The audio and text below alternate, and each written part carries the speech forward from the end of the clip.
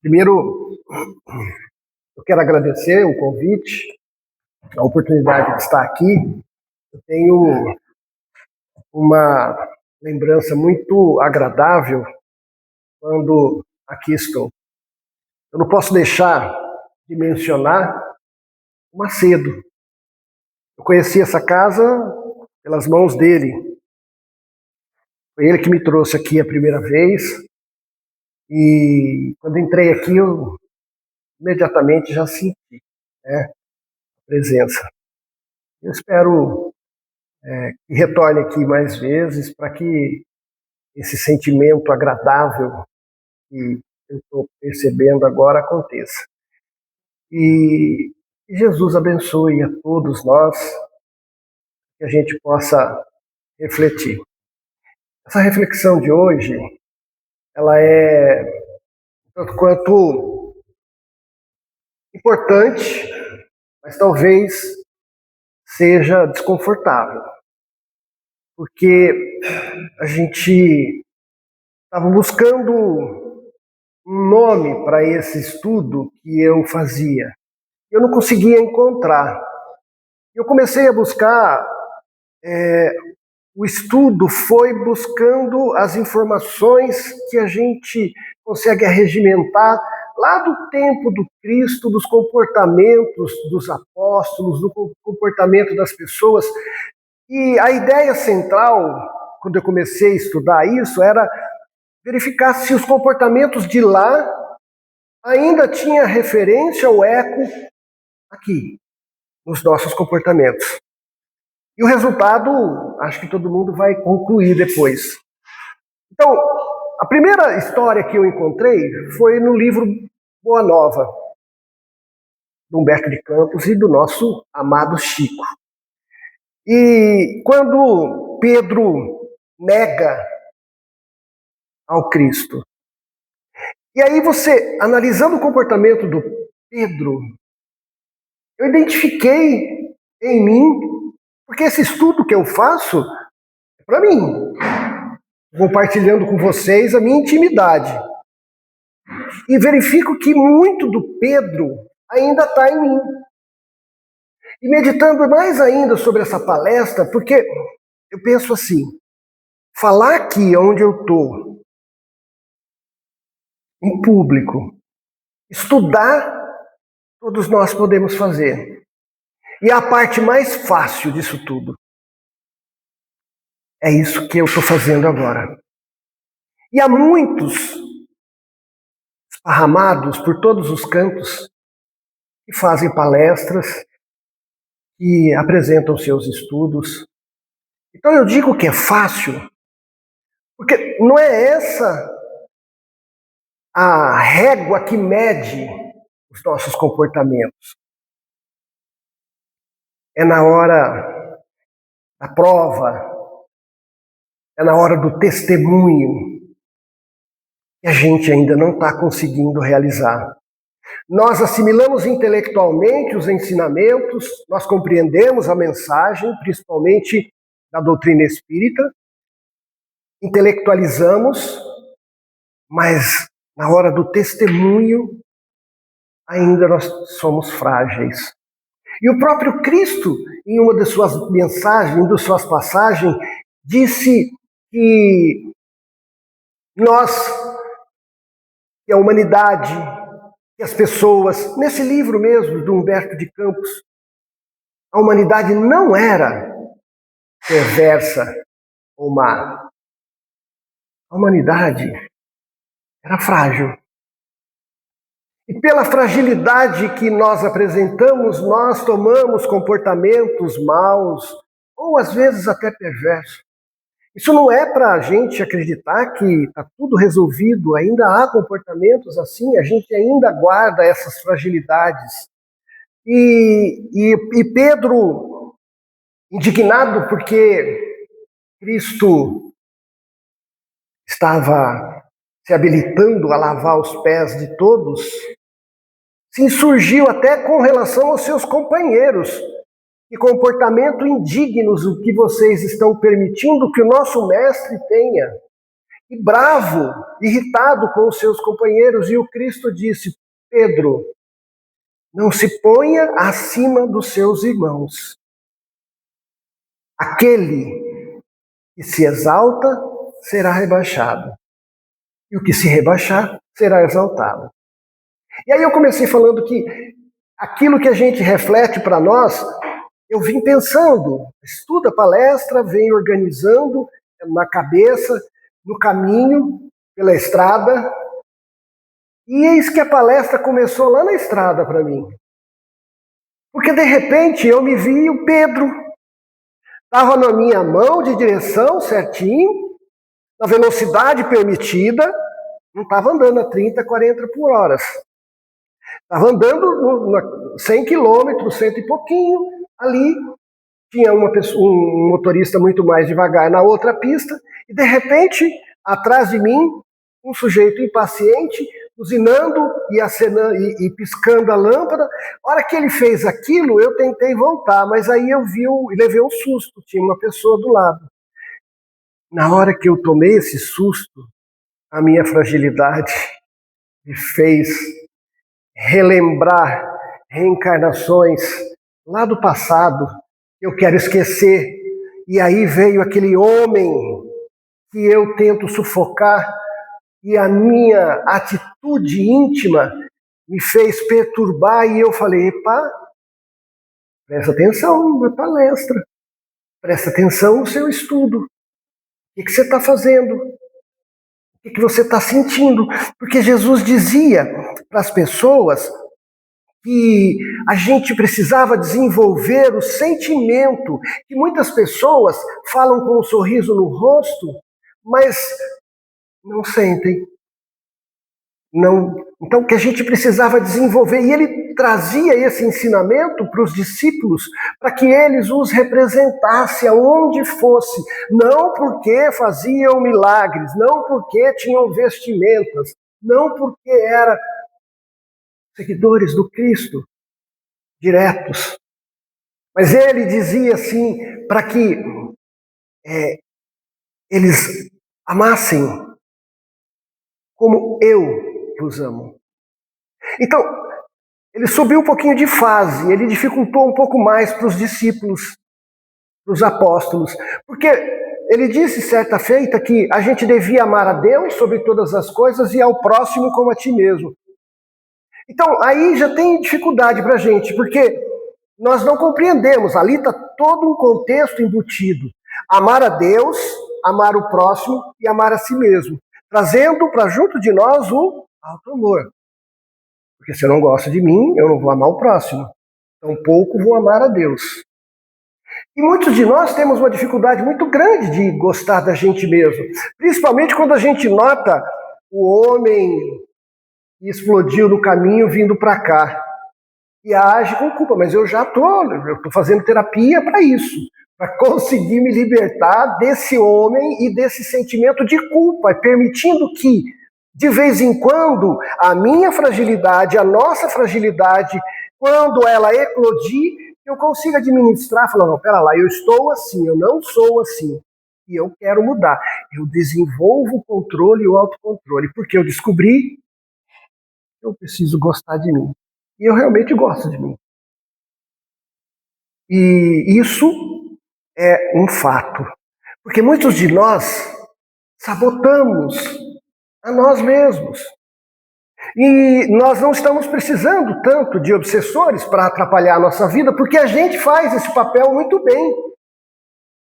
Quando a gente erra, a gente se culpa de uma forma tão severa, e a gente vive tendo compaixão com os erros alheios. Pelo menos é esse comportamento que me disseram que tem aqui, em Rubiácea. Lá em Birigui não é tanto assim, mas enfim. Né? E esse esforço que a gente precisa realizar faz com que a gente fique edificado para que a gente possa desenvolver o amor ao próximo, mas depois a Deus.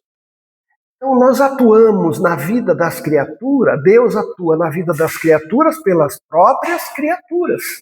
Nós somos instrumentos. Não dá para a gente agir de forma diferente. Quando a gente percebe isso, a gente começa a relevar as atitudes, os comportamentos, a agir com compaixão para com as pessoas e os erros alheios, a perdoar. Será que a gente faz isso? A gente até pensa, né? Mas os conflitos que a gente enfrenta, as dificuldades que a gente enfrenta, elas vão acontecer sempre. Quando a gente começa a desenvolver esse autoconhecimento e esse autoamor, a gente vai começar a reagir diferente diante das dificuldades. E esse reagir diferente vai fazer você mudar a sua atitude e você vai se auto-iluminando. A forma como você reage às situações é muito importante, mas muito importante mesmo. Mas preste atenção, nós vamos ter dificuldades.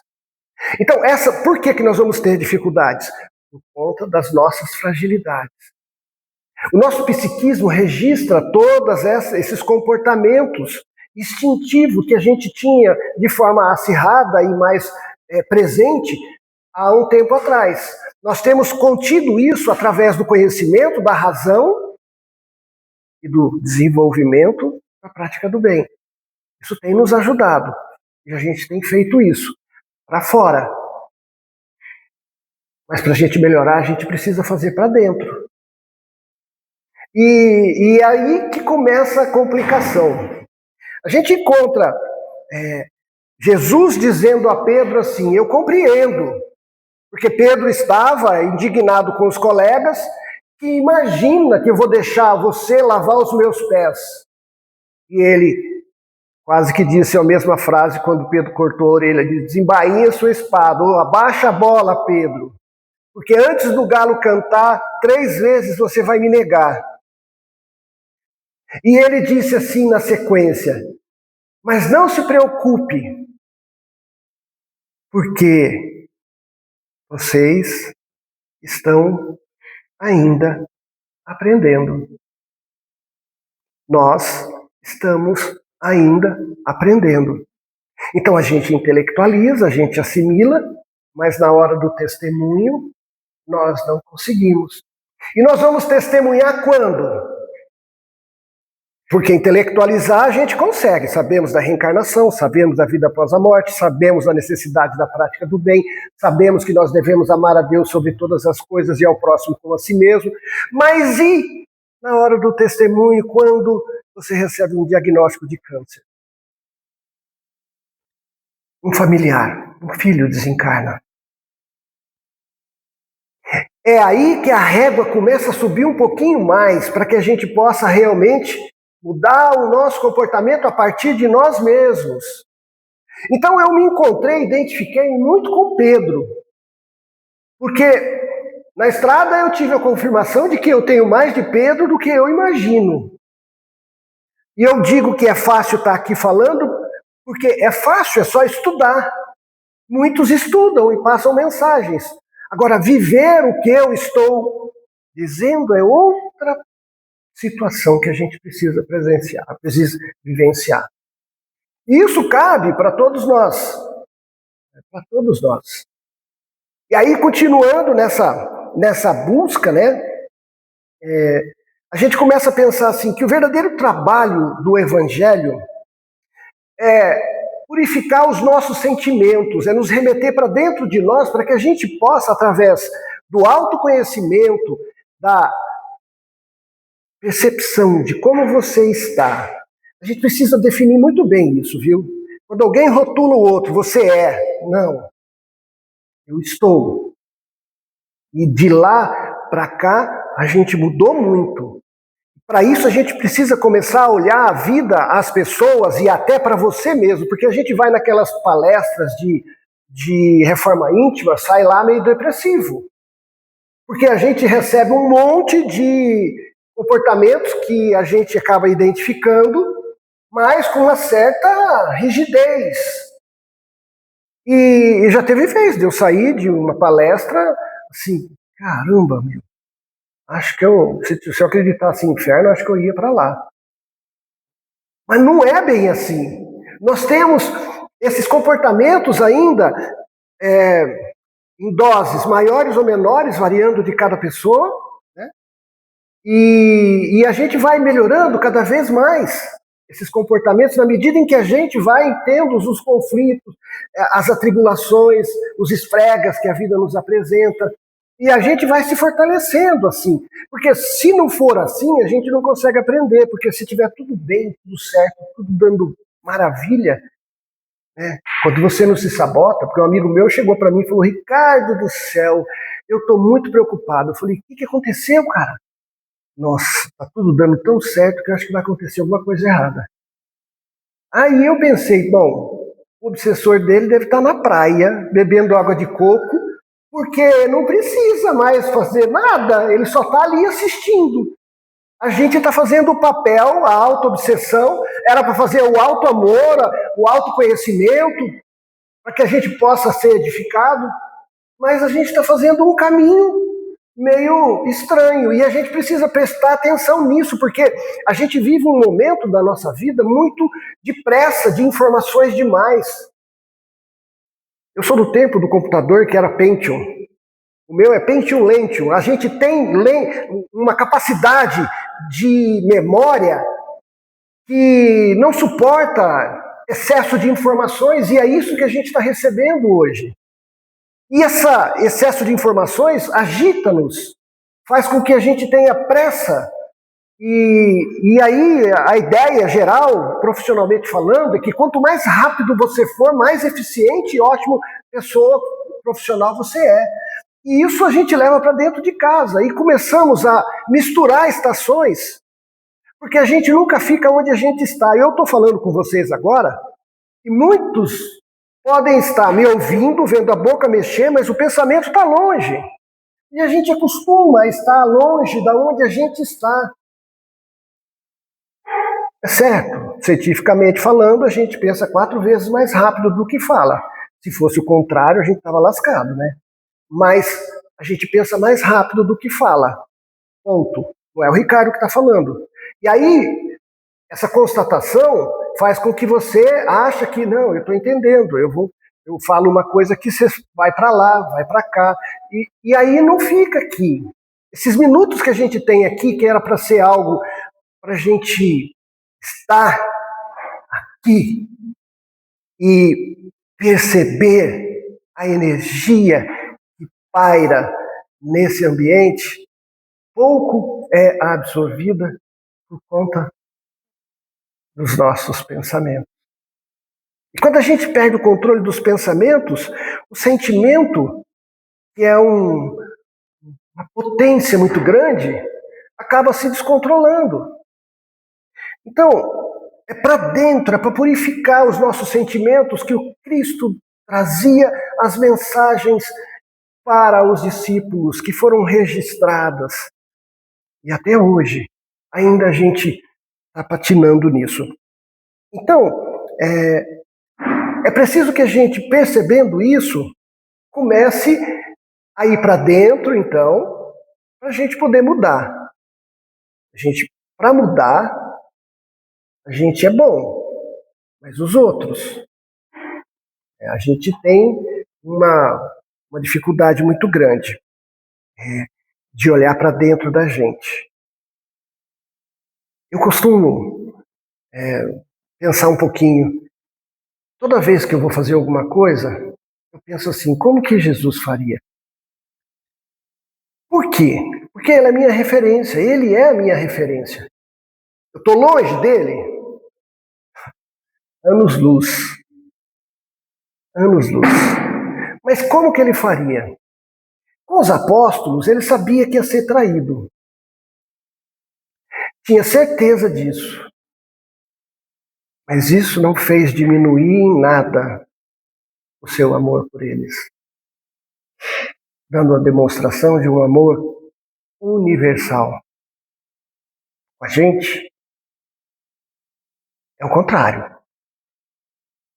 Nós ainda amamos por reciprocidade.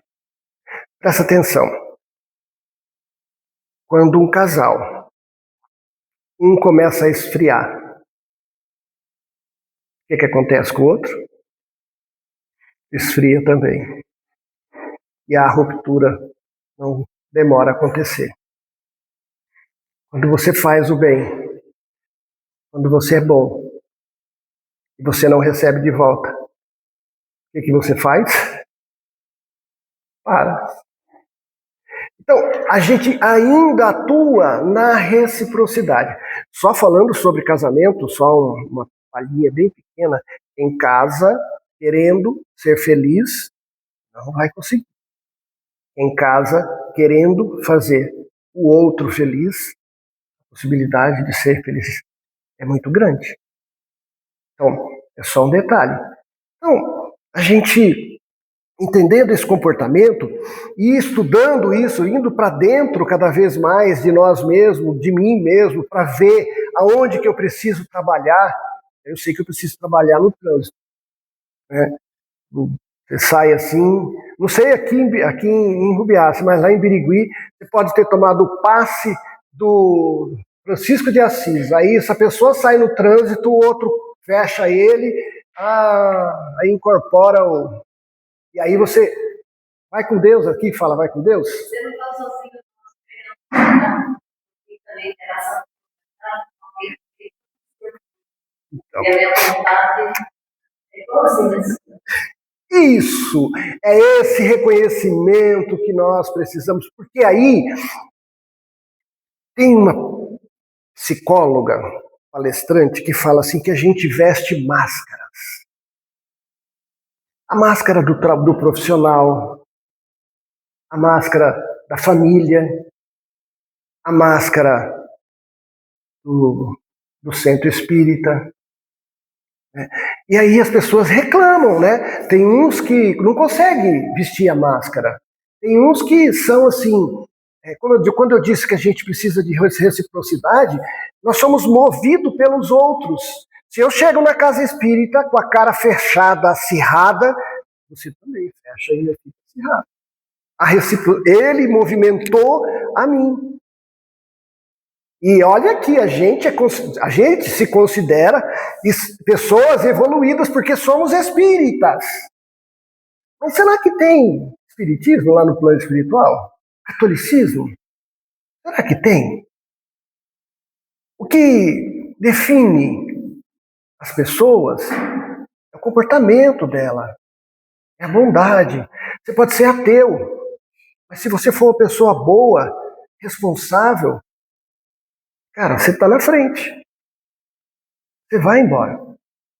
Então, a gente tem muitos motivos, né, para a gente se preocupar. Mas a gente tem também muitos motivos para olhar para você mesmo e verificar que não tem só defeitos, tem virtudes conquistadas. Mas hoje eu vou apontar os defeitinhos, depois aí vocês pesam. Porque para pensar, há 20 anos atrás, como que você reagiria diante de uma situação? Hoje você já consegue se controlar. Antes o impulso era imediato, a reação era imediata, a atitude era as consequências depois, a inconsequência era constante. Como é que falava lá? Dou um boi para não entrar numa briga, uma boiada para não sair. E isso era um troféu. A gente achava que isso era algo merecedor de elogios. Corajoso, é isso mesmo. E aí a gente vai percebendo. E tem um autor americano, para a gente poder, antes de falar aqui sobre esse livro Alma e Coração, que eu achei fantástico, que ele fala aqui, foi sobre os inimigos ocultos. Tem um autor americano, que eu não me recordo o nome agora, que ele fez um estudo e apresentou esse estudo no tocante a mostrar a evolução da humanidade. Ele fala assim, que lá atrás, na Idade Medieval, a gente tinha muitas atrocidades, muita coisa ruim.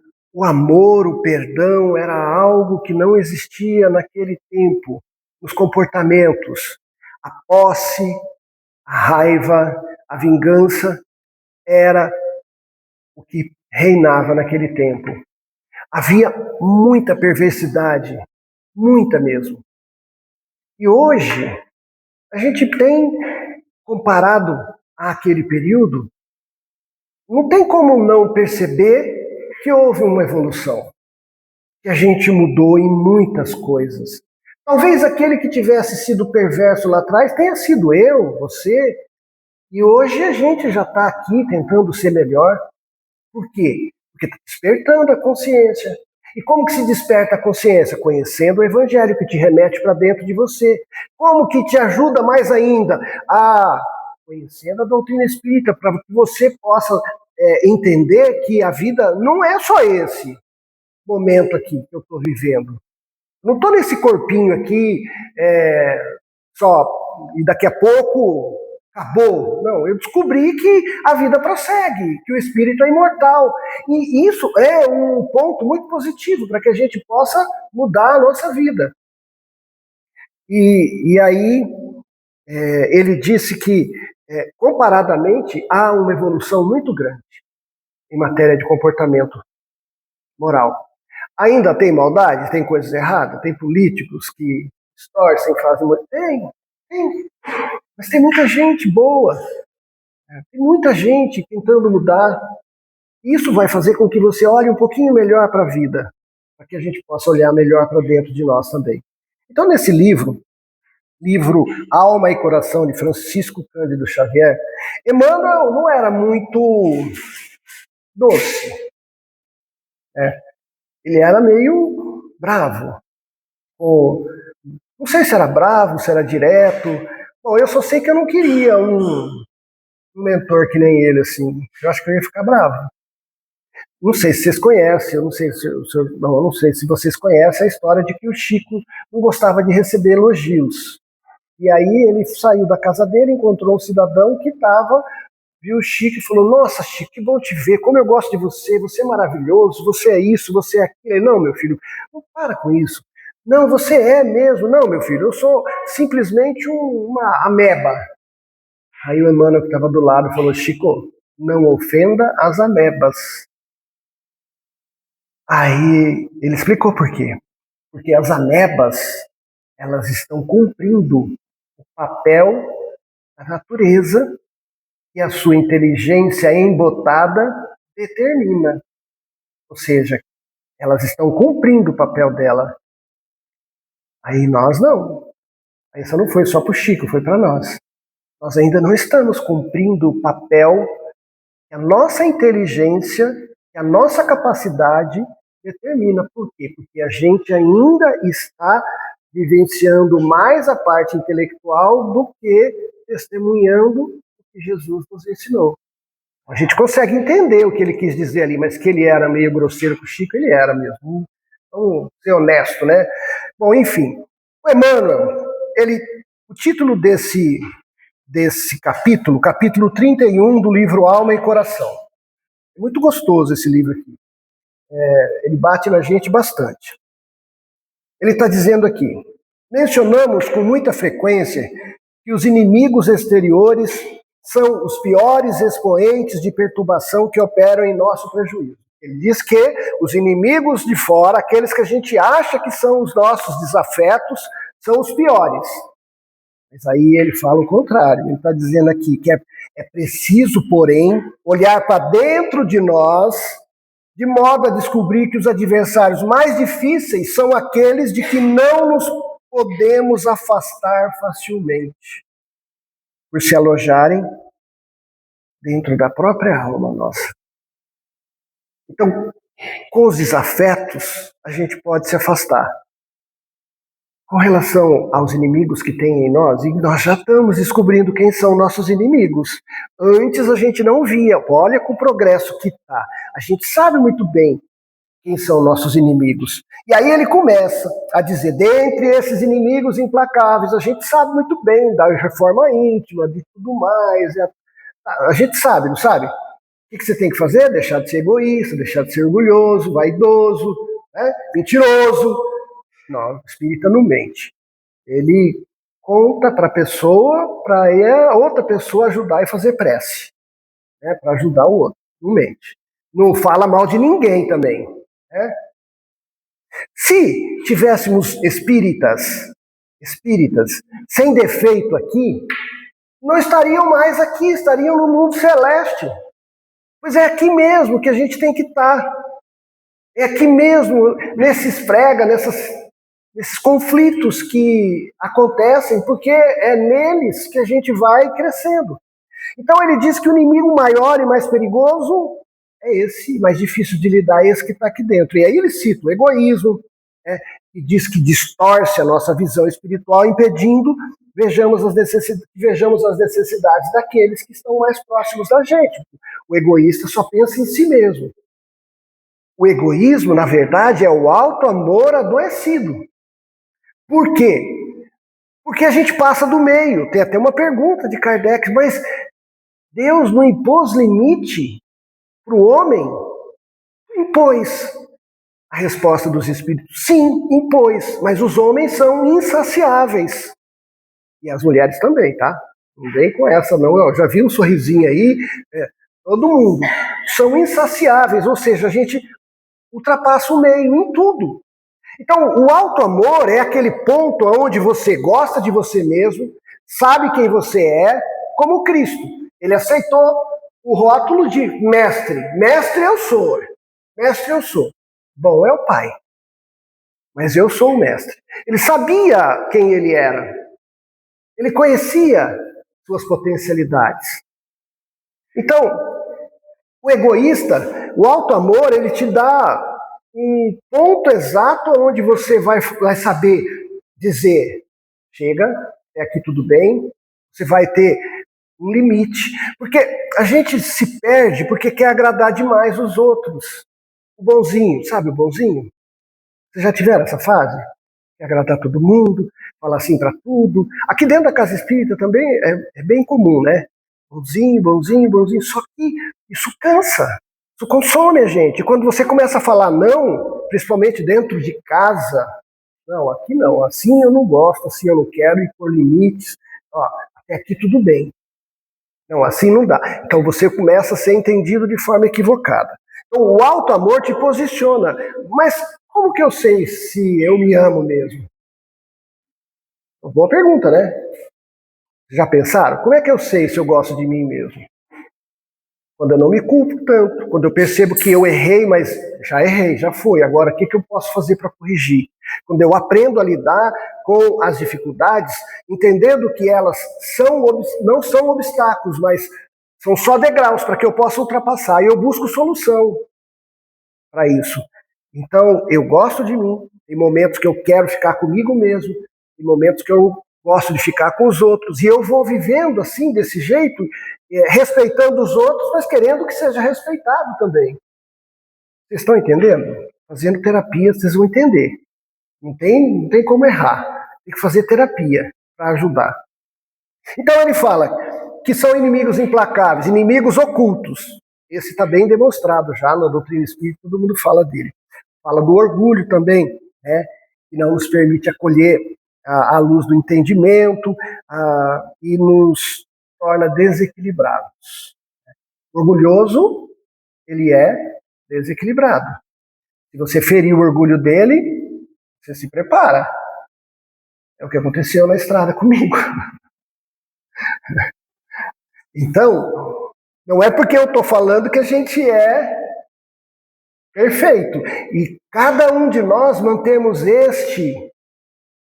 esta máscara que essa psicóloga falou, esse perfil, né, de bonzinho. Mas aqui dentro é fácil ser bonzinho. Lá fora é um pouquinho mais complexo. E ele fala da vaidade também, que é um desses inimigos ocultos, que sugere que a gente tem um valor assim acima dos outros, que a gente é melhor que os outros. Né? Poxa, mas eu merecia isso. A gente também tem algo que a gente precisa prestar atenção, que é a caridade, generosidade infantil, não é caridade infantil, generosidade infantil. Você sabe como que é isso? Já pensaram? Como que a gente tem ainda infantilidade nas nossas generosidades? Vamos colocar uma coisa bem simples dentro de casa. Você levanta, vai lá, arruma a cozinha, o marido vai lá e arruma a cozinha. Estou falando o que aconteceu comigo.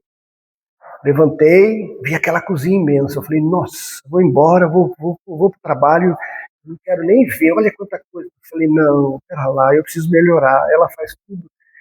Eu preciso tomar vergonha, vou arrumar essa cozinha. Arrumei a cozinha. Arrumei a cozinha, acabou, enxuguei, guardei. A hora que ela levantou, nossa, que beleza! Aí passou um pouco, chegou o horário do almoço. O almoço estava pronto, eu fui lá, fiz meu prato. Fiz meu prato e fui para a mesa. Aí ela foi fazer o dela. Porque ela, não sei, a gente não põe mesa. E vai comer, pega no fogão. É mais prático, porque todo mundo faz correndo, então. Aí ela foi pegar o dela. Quando ela chegou lá, ela falou, Ricardo, quantas vezes eu tenho que te falar para tampar a comida? Mas me deu uma bronca. Sabe o que eu pensei? Poxa, mas justo hoje eu arrumei toda aquela monstruosidade de cozinha. Ela não vai relevar isso. Dá para entender o quanto que nós somos generosos de forma infantil? No dia a dia a gente pode perceber em detalhes simples. E a nossa generosidade, ela precisa ainda, eu espero que isso algo que a gente, na hora que a gente toma conhecimento, eu espero que isso mude, que a gente comece a mudar o comportamento. Na hora que a gente perceber isso, que você está tendo esse comportamento, muda. Breca, não, pera lá. Não é assim. Eu fiz errado. Eu deixei mesmo fora. Deixei aberto, podia sentar um mosquito e aí contaminar a comida. Mas, quando a gente tem essa generosidade infantil ainda instalada na gente, oh, mas vai me ficar bravo. Não tem como, mas fui tão bonzinho para ela. Mas não foi para ela que eu arrumei, era para todos, para nós. Mas, enfim, dá para entender um exemplo simples, né? De como a gente tem essa infantilidade. Essa daí foi acréscimo meu, não está aqui no livro, tá? Ele fala de algo que é muito importante, que é o desânimo. Esse é outro inimigo oculto que fere bastante a gente e que impede a gente de progredir. Porque a gente fica na inércia, esperando. Nós não saímos do lugar, esperando que aconteça. E a gente tem feito um comportamento desse, talvez porque nossas encarnações passadas, a gente acreditava que, e nessa, assim, tá lá no psiquismo ainda um pouco, a gente acreditava que Deus vai fazer algo para mudar a minha história. Vai acontecer alguma coisa. Deus, até agora não foi muito legal, mas Deus vai ter que fazer alguma coisa. E eu acreditava piamente de que era de fora, que Deus que tinha que fazer. Não é, não é. Somos nós. A gente recebe muitas vezes, sem sequer dar conta disso, a atuação da providência divina em situações que a gente não imagina quanto de grave poderia ter sido e foi amenizado. Mas a gente não contabiliza isso porque a percepção nossa é de que nós merecemos mais, de que eu estou sofrendo muito, ou de que isso não é justo. E é isso que a gente precisa prestar atenção. Na inércia, no desânimo, nós não construímos paz e alegria para os nossos corações. E é tudo isso que a gente quer. Ser feliz. Ninguém quer ser infeliz. Ninguém levanta de manhã e fala, eu vou fazer tudo errado para dar tudo errado e eu ficar triste. Ou alguém faz isso aqui? Não, né? Ninguém faz. E aí, a intemperança mental, que é o que aconteceu também no caminho conosco. E que faz com que a gente seja indisciplinado.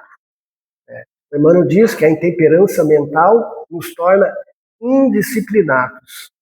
Porque a gente não tem paciência, a gente não sabe esperar. E pode perceber uma coisa, quando você vai conversar com alguém e essa pessoa vai te contar uma história, você complementa as frases. Porque, como é lento, como está demorando para falar, só que você não fala isso. Mas você não tem a paciência de esperar o time da outra pessoa, porque você está num time acelerado e você não espera. Você completa a frase com o que a pessoa ia falar. Às vezes você acerta, às vezes você erra. Mas é um comportamento que você precisa corrigir. Porque você quer ser escutado, ouvido. Você quer atenção. Você quer ser bem tratado. E a medida exata é essa. Você fazer para os outros o que você queria para você. Mais uma coisinha para a gente dar uma mexida. Mas tem uma outra que estraga bastante a nossa vida, que depois a terapia ajuda a recuperar, que é o medo de sofrer. Essa é uma fragilidade que nós temos muito grande. E com medo de sofrer, às vezes a gente escolhe a profissão errada, com medo de sofrer para agradar pai, mãe, ou quem quer que seja, ou expectativa daquelas pessoas, você faz coisas que não era o que você queria. O medo de sofrer, você dentro da sua própria casa abre mão de muitas coisas que você não concorda e não acha que deveria fazer. O medo de sofrer,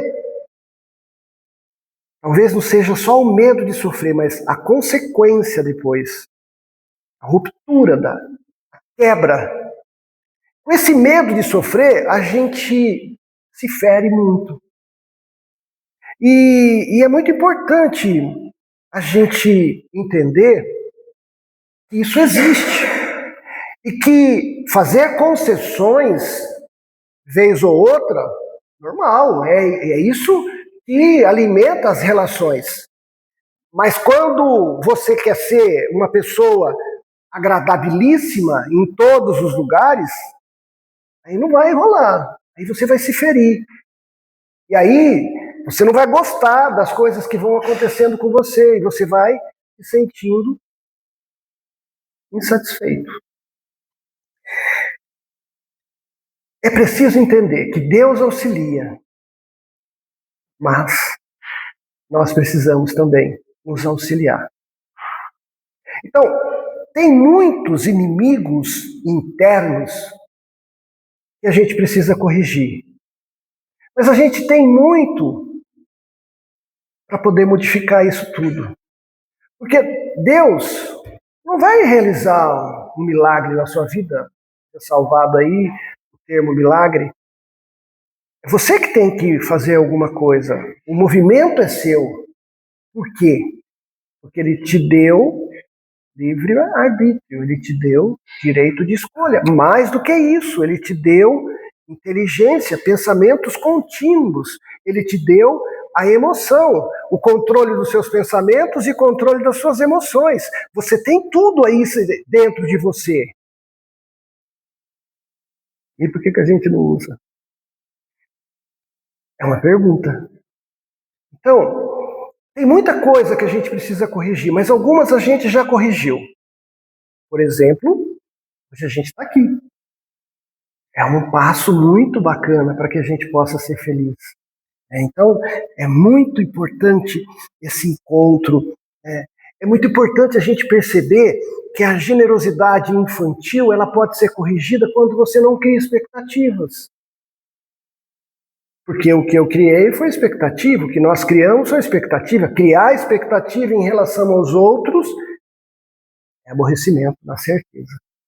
Porque os outros não são iguais. Os outros são os outros.